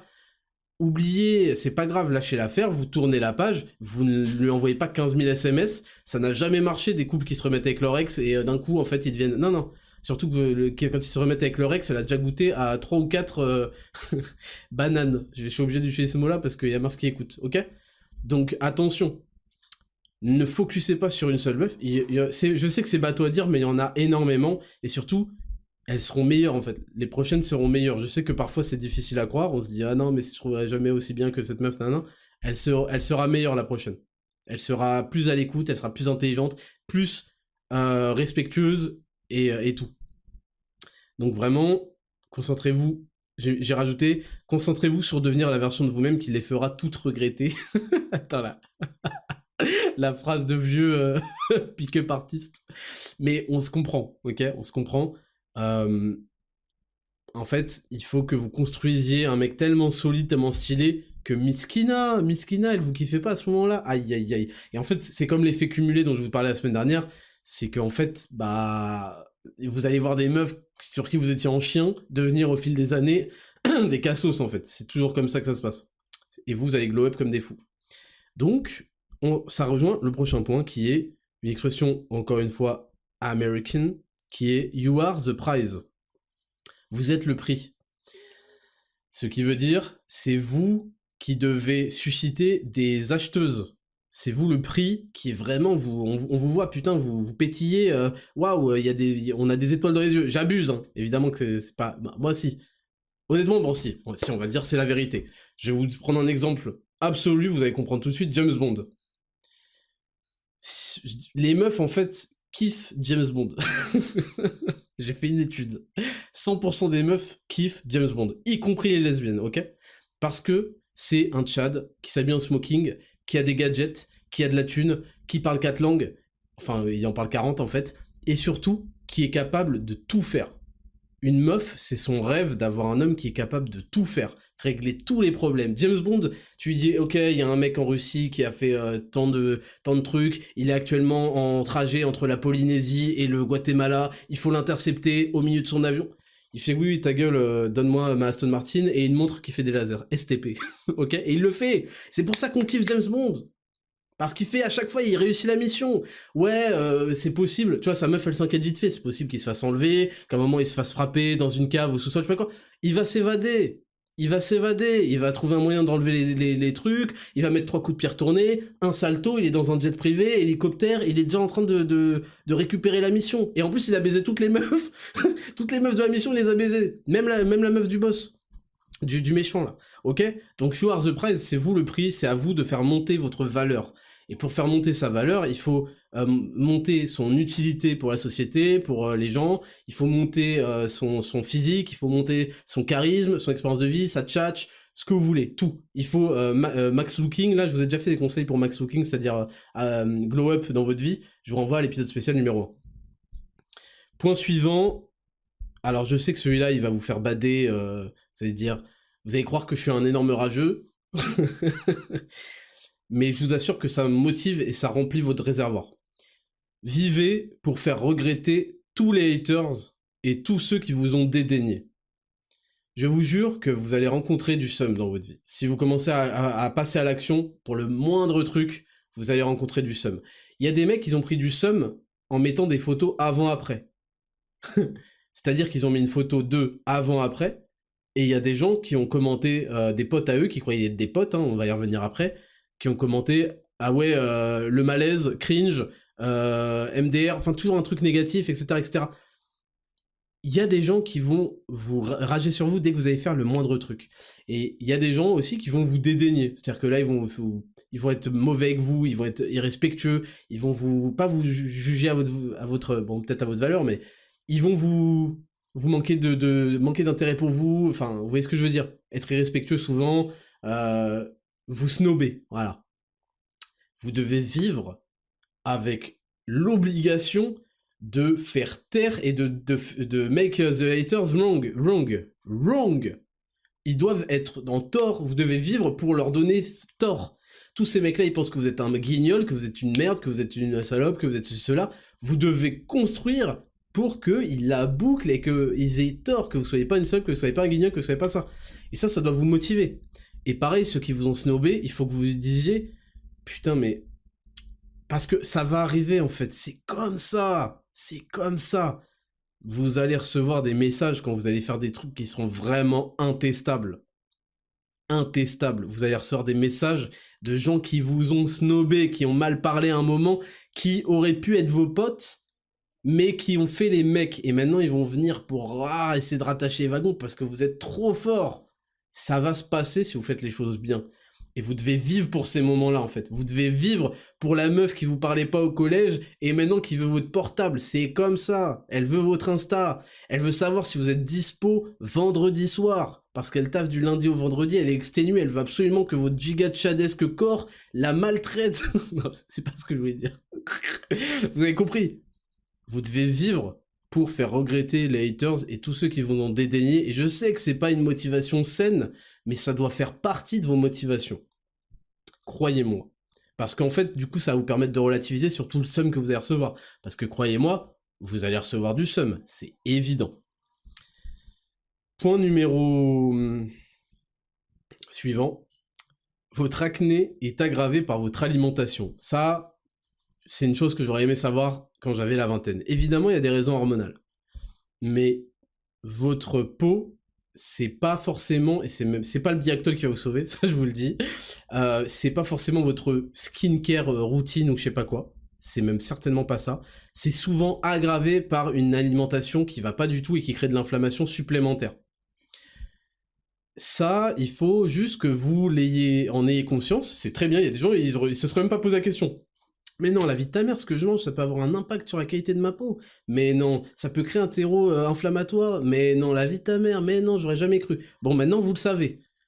Ensuite, et ça dépend de la gravité de votre acné, je vous le dis, si vraiment ça vous tient à cœur, il va falloir que vous fassiez des sacrifices dans votre nutrition de merde. Et ça peut être, ça change selon les profils, mais en général, c'est les choses avec du sucre, c'est les choses avec plein de merde dans les ingrédients, parce que vous achetez de la merde au supermarché. Ça peut être les graisses transformées, les trans fats. Ça peut être les huiles végétales. Parfois, je sais que ça peut choquer, mais ça peut être souvent les huiles raffinées ou retouchées végétales. Ça peut être les produits laitiers. Parfois, il y a des mecs qui réagissent très mal aux produits laitiers. Ça peut être ceci, ça peut être cela, ça peut être certains végétaux, certains légumes que vous mangez. Je sais que c'est choquant, mais il y a certains légumes, vous les digérez très mal, ça fait des réactions, etc. Donc, il y a un moment où vous allez devoir, si vraiment ça vous tient à cœur, comprendre que l'alimentation et la supplémentation, d'ailleurs en oméga 3, en collagène, en zinc, a un effet là-dessus, et que vous réduisiez au maximum votre diète à des aliments qui ont l'air clean, et que vous augmentiez petit à petit votre pool d'aliments pour voir lesquels vous rendre malade en fait, parce que c'est vraiment pas sain. Donc ça c'est un truc que j'aurais aimé savoir, parce que moi c'est notamment le sucre et les trucs sûrement avec des ingrédients de fou, mais c'est notamment le sucre et les acides gras transformés qui me blindaient la peau de bouton. Bon, je vous laisse imaginer ce que ça fait à votre corps si ça finit par sortir par la peau, sans faire de la broscience, hein, bien sûr. Point suivant, et ça aurait pu en effet changer ma vie pendant ma vingtaine. Ça m'aurait donné énormément de temps. Énormément de temps pour beaucoup mieux réussir des projets professionnels, même si, même si aujourd'hui j'ai pas à m'en plaindre, mais j'aurais pu faire encore mieux, plus vite, plus fort. Ne vous entraînez pas 6 fois par semaine. Ne vous entraînez pas 6 fois par semaine. Je suis désolé de vous le dire, moi je sais ce que c'est. Il y a un moment de ma vie où c'était pourri, où je m'entraînais 6 fois par semaine, où en fait ma vie c'était me lever en retard, les études, aller à la salle, dormir. Et ça en fait c'est pas que c'est terrible, je veux dire il y a pire dans la vie, c'est cool et tout, mais ça prend énormément de temps pour même pas accélérer forcément les résultats. Aujourd'hui, je vous le dis, moi si vraiment, si j'avais tout le savoir que j'avais aujourd'hui avant là, j'aurais fait 3 entraînements par semaine dès le départ et ça m'aurait débloqué énormément de temps et d'efficacité et enlevé tellement de fatigue parce que vous croyez, quand vous entraînez 6 fois par semaine, vous êtes cuit, fatigué, vous êtes mort, vous avez des courbatures tout le temps, etc. pour faire plein d'autres choses. Pour aller, je sais pas, pour avoir des relations sociales plus importantes, parce qu'à un moment j'avais 0 relation sociale quasiment, c'était, je vous dis, entraînement, enfin études, entraînement, dormir quoi. Ça m'aurait débloqué du temps pour des projets professionnels, pour plein de choses, pour apprendre plein de choses, plein de skills, etc. Donc ça je l'ai rajouté, et puis j'ai mis soyez flex sur votre diète. Ça veut pas dire d'avoir une diète flexible où vous mangez n'importe quoi et fit sur macro, parce que ça a été une mode à un moment, je suis tombé dedans, et c'est très mauvais, parce qu'en fait, les calories, c'est pas les calories, 1 gramme de lipides, c'est pas 1 gramme de lipides, il y a énormément de changements selon la source que vous avez, pareil pour les protéines, pareil pour les glucides. Des changements qui peuvent être hormonaux, qui peuvent être de métabolisme, qui peuvent être dans votre peau, hein, l'acné on en a parlé, et plein d'autres choses. Et puis il y a ce qu'on appelle la micronutrition malgré tout, hein. Et puis dans vos niveaux d'énergie, etc. Mais je vous dis, soyez flex sur votre diète parce que il faut pas être non plus le relou qui va nulle part. Ah ouais, mais je peux pas aller avec mes potes à tel truc parce que je suis en diète. Non, non. C'est pour ça d'ailleurs que, c'est pas pour parler de Zero to Hero, mais le concept de manger un petit peu le midi et d'avoir beaucoup de place le soir, ça permet aussi d'avoir une vie sociale. Évidemment, c'est réversible, hein. Si vous allez avec vos potes le midi, bah, vous mangerez un peu moins le soir, etc. Mais c'est important d'avoir un petit peu de flexibilité pour garder cet aspect social quand vous avez la vingtaine. Ne gâchez pas tout le temps les trucs. Ça veut pas dire qu'il faut aller tous les midis au kebab parce que vos putains de potes que vous n'arrivez pas à choisir vont tous les midis au kebab et qui vous traînent de force et que vous n'arrivez pas à dire non, etc. Mais parfois, il faut avoir de la place dans sa diète pour, bah, au lieu de manger une banane et une tartine et je sais pas quoi, un shaker de whey, bah, en fait, mes potes, ils vont aller au frozen yogurt. C'est un truc qui était à la mode à l'époque où j'étais à Toulouse. Bah, on va aller au frozen yogurt et voilà, je vais prendre 400 calories, des trucs. Il faut accepter d'être un petit peu flexible pour avoir une vie sociale parce que sinon vous allez vous enfermer dans quelque chose. Ça je sais que ça concerne très peu de gens, mais c'est important que j'en parle quand même. Ensuite, soyez vigilants par rapport à ceux qui abuseraient de vous. Ça, c'est quelque chose qui est super important et qu'il faut comprendre vite et qui peut vous rendre extrêmement aigri, méchant et frustré si jamais vous réalisez trop tard. Parce que quand on réalise qu'on a été fooled, qu'on a été abusé, parce qu'on a été trop gentil, parce qu'on a rendu trop service, parce qu'on a payé plein de trucs à plein de gens et qu'on n'a jamais eu en retour, etc., etc., il y a un moment où on peut devenir, par déception de l'humanité, extrêmement... comment on dit là, misanthrope. Donc, c'est mieux de comprendre ça rapidement, et il faut pas tomber dans l'extrême en étant méchant, en fait, en étant méchant avec les gens, etc. Mais il faut savoir dire non, ça je l'ai déjà dit, et il faut savoir analyser. Comment ces gens-là, ils me considèrent? Est-ce qu'ils me considèrent comme une source de voitures? Est-ce que je suis leur taxi? Est-ce qu'ils me considèrent comme une source de mecs qui leur offrent à bouffer? Est-ce qu'ils me considèrent... En gros, est-ce que les gens s'intéressent à vous uniquement par rapport à ce que ils vont pouvoir tirer de vous? Est-ce que si vous dites non un jour, ils vont vous tourner le dos et se dire que vous êtes un connard, etc., ou plus vous calculer, ce genre de choses. Est-ce que si vous arrêtez, si vous avez des potes où vous allez tout le temps prendre une bière ensemble, si vous arrêtez de boire avec eux, est-ce qu'ils vont vous tourner le dos?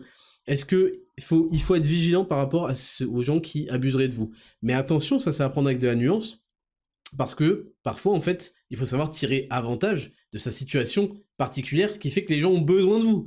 Je parlais du taxi, il y a un âge où parfois, vous avez une caisse et le permis, vous êtes le mec qu'on peut pas esquiver, donc les gens vont devoir être sympas avec vous, et vous pouvez pas profiter de cette situation, mais vous pouvez l'utiliser à votre avantage, parce qu'à après tout, vous apportez quelque chose au groupe, apportez quelque chose de valeur puisqu'ils peuvent pas le remplacer, et donc ça peut servir votre vie sociale, etc., etc. Donc, ça veut pas dire qu'il faut leur faire payer le trajet, hein, c'est pas ça que je voulais. Ça se faisait beaucoup quand on avait 18 piges. C'était en mode, ouais, tout le monde met 5 € pour l'essence. Je suis mort. C'est vraiment des sales rats. Ouais, tout le monde met 5 € pour l'essence. Enculé ta race. Ensuite, point numéro 21. Apprenez dans des domaines qui vous intéressent dans le but d'en faire soit le récit, soit la synthèse. Alors, je vais m'expliquer. Vous avez du temps. Vous avez du temps. Quand vous avez la vingtaine, vous avez encore du temps. Et ce temps-là, vous allez choisir ce que vous en faites. Et vous allez surtout voir les gens choisir ce qu'ils vont en faire. C'est-à-dire que de la merde, en gros. Ça veut pas dire que jouer à un jeu ou suivre une série, ça a que des aspects négatifs. Ça vous permet d'avoir des références, et ça vous permet parfois de discuter avec d'autres gens de ces séries. Simplement, quand vous avez vu toutes les séries de Netflix, j'ai juste envie de prendre une corde. Vous croyez que c'est pour vous pendre? Non, en fait, j'ai envie de vous abandonner sur l'autoroute. Voilà ce que j'ai envie de faire. Quand les mecs, ils ont vu toutes les séries, qui sont capables d'en parler de toutes, ça me dérange pas quand ils en ont fait une chaîne YouTube, un truc, où justement ils montrent à quel point ils maîtrisent le sujet. Quand ils en ont rien fait, je trouve que c'est catastrophique. Et chacun sa vie, mais sachez que si vous faites ça pendant toute votre vingtaine, vous allez sûrement avoir quelques regrets. Donc, en fait, moi, je vous recommande vraiment d'apprendre dans des domaines où vous avez de l'intérêt. Par exemple, moi, au début de vingtaine, j'avais beaucoup d'intérêt dans la muscu, dans la nutrition, donc j'ai pas arrêté d'apprendre là-dedans. Et puis j'avais aussi de l'intérêt dans l'actualité, dans la politique, donc j'ai pas arrêté aussi de m'intéresser à ces choses-là. Et je consommais énormément de contenu lié à ces deux sujets-là. Ce qui fait que j'ai pu créer une chaîne YouTube. Bon, j'ai mes analyses YouTube au tout début, c'était pas non plus la folie, mais au fur et à mesure, ça s'est amélioré, et puis ça s'est devenu... Non, c'est pas vrai, c'était tout de suite très intéressant, sauf l'épisode 1 où c'était complètement n'importe quoi, mais ça m'a servi à partager ça. Et si m'étais jamais intéressé à la politique, etc., j'aurais jamais pu en faire un récit où j'apprends, et de la synthèse. Parce que ma carrière qui commence sur YouTube, c'est aussi une carrière de synthèse, c'est-à-dire que je prends beaucoup de news ou de choses et je les synthétise dans une vidéo. Et la capacité à synthétiser des choses, parce que pour expliquer, en fait, vous allez comprendre vite, quand vous voulez expliquer quelque chose par écrit ou à l'oral, vous devez vraiment l'avoir très bien compris. Et ça, c'est pas tout le monde. Donc la capacité d'agglomérer énormément d'informations et d'en faire une synthèse intéressante en sortant les points et intéressant en virant les trucs pas intéressants, en apportant de la nuance, etc. Ça, c'est quelque chose qui a énormément de valeur. Et donc, qu'est-ce qui se passe? C'est que moi, je vous recommande, en tout cas, je le recommanderais à mon moi, mais c'est un peu ce que j'ai fait, de la vingtaine, d'apprendre sur des sujets qui vous intéressent, et au fur et à mesure, vous avez deux options. En fait, vous pouvez pas être une fraude et prétendre que vous avez tout compris, alors que vous êtes au tout début d'une expérience. Vous pouvez pas vous être mis à la muscu ou à la méditation il y a un mois et faire une vidéo sur voilà les bienfaits de la méditation, alors ça augmente ça. Ce sera pas réaliste et les gens vont s'en rendre compte parce que vous êtes un rigolo et ça se voit que vous avez rien fait de votre vie. Par contre, ce que vous pouvez faire, c'est que vous pouvez documenter votre expérience et votre approche des choses. Et ça, il y a plein de gens qui recherchent ça, pourvu que ce soit bien fait. Quand vous ferez des vidéos, si vous voulez faire des vidéos sur TikTok, sur Réel, sur Insta, faites un montage correct. Genre, ne faites pas un truc parfait, parce que sinon vous commencerez jamais. Mais il faut que vous regardiez la vidéo et que vous vous disiez, est-ce que si j'étais une tierce personne, je serais intéressé par ce contenu? Et que vous mentiez pas à vous-même. Vous pouvez aussi demander à un pote, mais bon, il faudrait que c'est un bon pote. Et si vous faites une vidéo et qu'en fait vous ne la regarderez pas vous-même, ben ne la postez pas en fait, ou ne faites pas ça. Améliorez-vous, faites des vrais montages, des vrais trucs.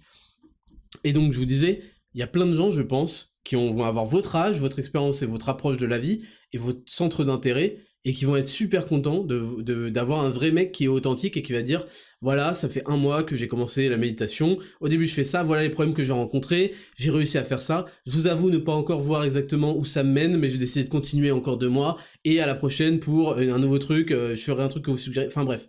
Vous pouvez faire des carrières sur votre documentation d'une expérience, et un jour vous aurez l'expérience suffisante pour dire vraiment ce que ça apporte, et puis vous en serez la preuve vivante avec des résultats, et là vous pourrez avoir aussi la possibilité de synthétiser, d'apporter des choses aux gens. Et ça, c'est valable dans plein de domaines. Et je vous le dis parce que moi, c'est comme ça que je m'en suis sorti. C'est comme ça que j'ai eu... Bon, évidemment, j'ai fait prépa école d'ingénieur, donc j'aurais pu faire autre chose. Mais je voulais faire ça. Je voulais faire autre chose. En tout cas, je voulais avoir une autre carrière dans ma vie. Et je l'ai réussi en m'intéressant, en apprenant énormément. Et aujourd'hui, je continue à apprendre et on ne s'arrête jamais d'apprendre. Et c'est un des piliers dans la vie. Mais si vous pouvez en plus utiliser tout ce que vous apprenez pour le redistribuer et en partager, et ben les gens, vous allez créer de la valeur, vous allez devenir utile, et donc vous allez recevoir. Ils vont vous follow, ils vont vous suivre sur les réseaux, etc. Vous pouvez construire une carrière là-dessus, pourvu que vous fassiez les choses bien, que vous soyez intéressant et que vous soyez authentique. Ça, c'est quelque chose que j'aurais aimé dire à mon moi de 20 ans, mais je suis content, j'ai fait plus ou moins ça. Ensuite, je crois qu'on est au point 22. Apprenez à faire ce que les autres ne font pas pour avoir les résultats qu'ils n'auront pas. Ça aussi, c'est quelque chose que j'ai très vite compris, et Dieu merci, sans pitié en fait. Je l'ai compris sans pitié, sans me dire ça se fait pas pour les autres, et puis tu te prends pour qui, tu te crois spécial. Ouais, vos gueules. Là, je suis en train de faire du judo, prise de judo, osotogari, etc. Vous me parlez, surtout vous parlez pas. Parlez pas parce que là, 10 ans se sont écoulés et je vous ai explosé. Là, je parle en fait aux gens qui auraient pu me dire ça il y a 10 ans. Ne parlez pas. Donc apprenez sans pitié. Ne vous dites pas ouais ça se fait pas pour qui je me prends, je sais pas quoi. C'est faux, vous le savez très bien au fond de vous. Je vous ai déjà dit de suivre votre instinct. On revient au point numéro 1. Apprenez à faire ce que les autres ne font pas pour avoir les résultats qu'ils n'auront pas. C'est aussi simple que ça. Ça veut pas dire qu'il faut faire n'importe quoi, parce que les gens font pas ça, alors c'est que ça marche, ils se mettent pas un doigt dans le cul dans le métro, donc c'est sûrement ce qu'il faut faire. Non, ils font pas caca par terre non plus, si vous voyez ce que je veux dire, donc ne faites pas ça. Mais c'est clair et net que les gens, ils vont rentrer, ils vont aller sur la télé, ils vont aller sur le PC, ils vont aller je sais pas quoi. Bon, bah vous vous dites que si vous voulez pas, si vous voulez avoir une vie différente, il va falloir faire quelque chose de différent à un moment donné. Donc, gardez ça à l'esprit, je pense que j'ai pas besoin de développer plus que ça. Point numéro 23, il me semble. Autre thème, faites le tri sans aucune pitié dans vos contacts. Repérez les crabes et coupez les liens. Vos contacts sont remplis de 3 types de personnes. Bon, peut-être un peu plus, mais en tout cas, il y en a 3 grands types de personnes. Il y a les gens qui sont sur la même longueur d'onde que vous. Très rares. Et ces gens-là sont très appréciables, leur conversation est très appréciable, et vous vous retrouvez sur la même longueur d'onde sur pas mal de sujets. Ça veut pas dire qu'il faut être sur tous les sujets, ça veut pas dire que ils sont intéressés exactement par la même chose que vous, mais quand même vous avez des points en commun, vous êtes tous, vous entraînez tous régulièrement, vous savez tous à quel point c'est important d'avoir un physique qui est à la hauteur et qui a des capacités, vous avez plus ou moins tous un intérêt pour votre nutrition par exemple, vous avez un intérêt parce que vous savez que il faut pas faire le mec qui joue tous les jours, etc. pour réussir, pour faire d'autres choses. Vous voyez, il y a des gens comme ça, peut-être dans votre entourage, ces gens-là, c'est la première catégorie. On va dire c'est les Tchads. La deuxième catégorie, c'est les average. J'ai average, c'est pas pour être méchant, mais c'est les randoms, sans être méchant, parce qu'on a tous des intérêts divers, et je veux dire, on peut pas trouver que des mecs déter, ce serait même une société horrible. Mais il y en a qui sont pas sur la même longueur d'onde que vous, qui s'en foutent, qui veulent pas l'entendre, mais qui sont pas des gens méchants. C'est juste, voilà, c'est pas leur délire. Vous avez un délire et c'est pas le leur. Et ça fait pas d'eux des sous-merdes ou quoi. Mais ils sont dans cette catégorie-là, et vous savez qu'avec eux, bah, vous allez, si vous vous retrouvez en soirée ou en tête-à-tête au restaurant, vous n'allez pas forcément pouvoir discuter beaucoup de vos projets et tout ça, parce que ça va pas leur parler forcément, et ils s'en foutent un peu, et puis vous allez perdre du temps, quoi. Donc il y a cette catégorie-là, pas méchante, mais voilà. Et il y a la troisième catégorie, et là il faut être sans pitié, c'est ce que j'ai appelé la semaine dernière les crabes. Cette expression elle vient pas de moi, je le précise, c'est très répandu dans le monde anglophone. Les crabes, du panier de crabes, c'est ceux qui vont vous tirer vers le bas, vous pincer dès que vous allez essayer de vous échapper, ils vont vous accrocher, et ils vont vous dégoûter, ils vont être négatifs, etc. Ces gens-là, c'est très simple. Soit vous m'écoutez pas et vous êtes content, et vous dites de toute façon Raptor il est extrémiste, je sais pas quoi. Bon, c'est pas ma vie, hein, ce n'est pas ma vie, faut bien comprendre ça, donc c'est pas grave, vous allez juste vivre avec des gens qui vous coupent l'herbe sous le pied en permanence, qui vous dégoûtent, et parce que vous n'auriez pas eu le courage un jour de dire non, voilà, comme je vous l'ai dit, vous n'avez pas le courage de suivre votre instinct, de faire ce qui est bon pour vous, parce que j'ai peur qu'ils se vexent, je sais pas quoi, et ça se fait pas. Y a pas de ça se fait pas. Je vous jure, je suis pas le plus gros FDP du monde. Au contraire, j'ai toujours été très gentil, je pense que vous savez que je suis gentil, mais j'ai été trop gentil. Et il n'y a pas de ça se fait pas. Il n'y a pas de ça se fait pas parce que ces gens-là, en fait, c'est même dans leur propre intérêt qu'ils soient plus en train de négativer sur vous comme ça. Et puis même, je veux dire, priorisez-vous. Ça veut pas dire qu'il faut être égoïste, ça veut juste dire que il faut être juste. Et il y a des gens, ils méritent pas. Point barre. Est-ce que vous pouvez être d'accord sur le fait qu'il y a un mot qui s'appelle mérite? Mériter, c'est dans le dictionnaire, je l'ai pas inventé. Et donc il y a forcément des gens qui méritent et des gens qui méritent pas. C'est sûr, c'est sûr. Donc dans votre vision bisounours, ouais, ils méritent pas, ils méritent pas, ils méritent pas, ils méritent, je sais pas quoi. Va falloir que vous appreniez à faire le tri. Et ces gens-là, je vous le dis sans aucune pitié, c'est pas vous les bloquer ou quoi, mais juste vous répondez moins souvent à leurs messages, vous mettez 24 heures pour répondre à leurs messages, et puis de plus en plus, vous inquiétez pas, vous allez vous en sortir sans eux, et ils vont s'en sortir sans vous, et puis surtout, vous allez être plus heureux. Vous allez être extrêmement heureux, je vous le dis, parce que c'est du vécu, et il y a un moment où on souffle et on est heureux de... Ouais, le but de la vie, c'est pas d'avoir 250 000 amis sur Facebook, en fait. Le but de la vie, c'est d'être entouré de gens qu'on aime et qui veulent notre réussite et notre bien, qu'ils partagent. Quand vous annoncez une bonne nouvelle à un vrai pote, il est heureux pour vous et il cherche un moyen de célébrer. Il se dit tout de suite, on fait quoi ce soir? Merde, ce soir je peux pas. Demain soir, resto, truc. Alors bon, j'exagère, mais vous avez compris. Quand quelqu'un vous aime vraiment, il cherche le moyen de célébrer avec vous vos victoires. Quand il est moyen, il vous dit bah bravo, félicitations, GG, vous prenez un GG. Et quand c'est un rageux, il fait ah ouais, pas mal et tout, mais il va trouver un truc pour vous troll, ou il va vous dire ouais, comment un mec qu'il connaît avait fait un truc du genre, mais avait fait mieux que vous, ou comment. Et je vous jure que ça peut être dans vos proches, mais ça peut même être dans votre famille. Moi, je veux pas faire le mec, mais même dans ma famille, parfois, je raconte un truc, une dinguerie que j'ai faite, et on me dit ah ouais, bah c'est pareil que truc il y a 3 ans, et moi aussi. Je suis là en mode, mais attends, tu peux pas juste te réjouir pour moi et me saucer, là? Donc, évidemment, dans votre famille, je vous demande pas d'être sans pitié, mais faut comprendre, voilà, c'est pas grave. Mais par contre, dans vos proches, il faut éliminer les gens toxiques. Ça, c'est obligatoire si vous voulez réussir votre vie, quoi. La vingtaine, elle est faite de gens comme ça, qui vont vous tirer vers le bas, et vous devez apprendre à gérer ça, sinon c'est votre faute, vous en avez la responsabilité. C'est une responsabilité morale que vous avez vis-à-vis de vous-même, de vous respecter et de couper ces gens-là. Je prends un peu d'eau, une petite seconde. 1, 2, 3, 4, 5. On arrive aux 5 derniers points. Point numéro... 5, 26, 27, 28, 29. Point numéro 26. La vie est faite de problèmes. Ceux qui réussissent ont simplement trouvé le moyen de les régler ou d'en faire des atouts. Ça, il faut que vous le compreniez quand vous avez la vingtaine, vous croyez que vous avez des problèmes tous les jours, c'est le principe en fait. Je vous l'ai déjà dit, c'est le principe de la vie, de tous les jours. Tous les jours, à la fin de la journée, vous pensiez avoir fini la journée, et en fait le lendemain, il y a encore des trucs qui se présentent à faire, des nouveautés. Des nouveautés. Moi, je me souviens d'une période de ma vie à l'école, tous les jours, il y avait une nouvelle disquette. C'était impressionnant. Mais un jour, je vous raconterai. Tous les jours, il y avait une nouvelle disquette. Tous les jours. Je me disais, putain, mais c'est pas possible. Ils réfléchissent la veille pour proposer le programme du lendemain. Il y a encore plus d'événements que dans World of Warcraft, là. Tous les jours, une nouvelle disquette. Donc la vie, elle est faite de problèmes quotidiens. Et tout le monde a à les affronter. Et surtout, les mecs que vous voyez, qui réussissent, qui font plein de trucs. Ils ont encore plus de problèmes de plus grande échelle. Parce qu'en fait, je vous l'ai déjà dit, la réussite est liée à votre capacité à gérer le stress. Donc imaginez le stress qu'endurent les gens qui font des super grandes choses. Et donc, ceux qui réussissent dans la vie, en fait, ils ont simplement trouvé le moyen de régler les problèmes au quotidien, ou d'en faire des forces. Et parfois, en fait, et c'est une mentalité à avoir, il faut comprendre que oui, il y a des obstacles. Parfois, cet obstacle, et bien peut-être que vous pouvez sauter dessus, monter dessus, être encore plus haut, et avoir encore plus d'élan pour la suite.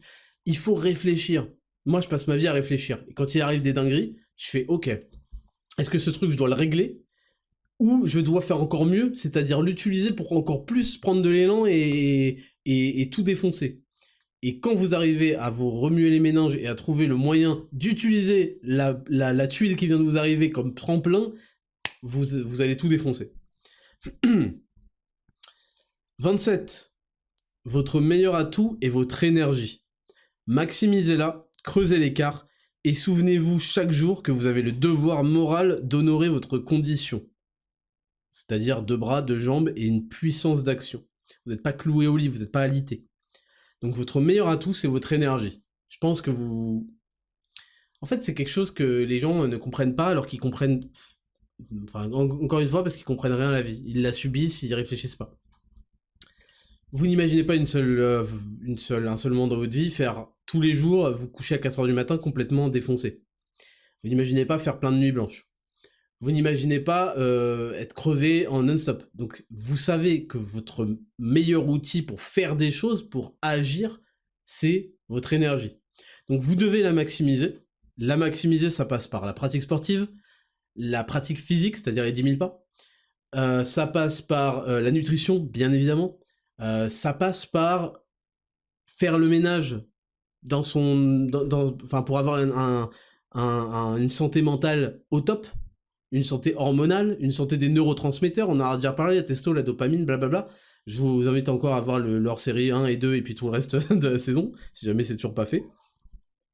Et surtout, vraiment, c'est un devoir moral, c'est vraiment... Vous devez comprendre chaque jour que vous êtes en capacité de bouger, de passer à l'action, de faire quelque chose, de faire du sport. C'est pas une tare de faire du sport, c'est une chance. C'est une chance. Vous avez un cœur qui pompe suffisamment pour faire ça, vous n'êtes pas asthmatique, désolé pour les asthmatiques, etc., etc., etc. C'est une putain de chance, donc vous devez l'honorer. Et le problème, c'est que vous manquez de gratitude la plupart du temps et la plupart des gens, parce que vous oubliez, parce que vous considérez beaucoup de choses comme acquises. Et un jour, la vie vient vous les fouetter, vous les reprendre, et vous comprenez leur valeur. Donc je le répète, votre meilleur atout est votre énergie, maximisez-la, creusez l'écart, et souvenez-vous chaque jour que vous avez le devoir moral d'honorer votre condition.